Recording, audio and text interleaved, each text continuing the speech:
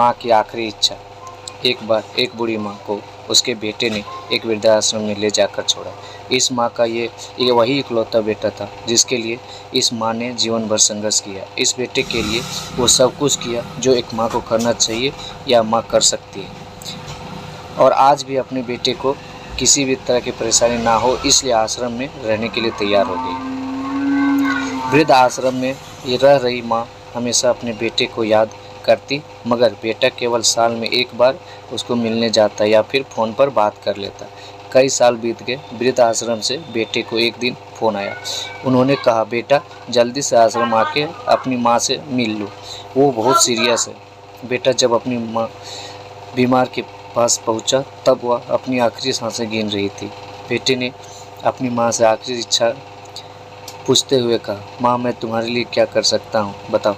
माँ ने कहा, बेटा इस आश्रम में गर्मी और मच्छर बहुत ज़्यादा हैं, यहाँ पर कुछ पंखे लगवा देना। फ्रिज ना होने की वजह से यहाँ पर हम बूढ़ों को कई बार भूखे पेट ही सोना पड़ता है, क्योंकि किसी ने दिया हुआ खाना खराब होने से नहीं बचा पाते। तो इस आश्रम के लिए एक दो फ्रिज भी खरीद कर दे देना। बेटे ने अपनी माँ की सारी बात सुनी और अपनी माँ से पूछा, आपने इतने साल यहाँ पर निकाल दिए पर आपने कभी भी अपनी बातें मुझे नहीं कही।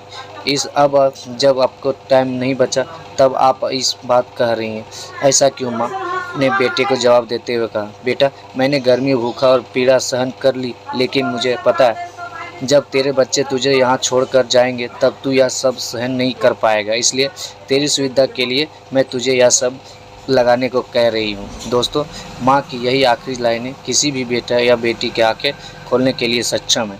इतिहास हमेशा अपने आप को दोहराता है। अगर आप चाहते हैं कि आपके साथ अच्छा व्यवहार हो तो आपको भी दूसरों के साथ व्यवहार ही अच्छा करना पड़ेगा। Thank you for watching. तो दोस्तों, इस चैनल को सब्सक्राइब करें।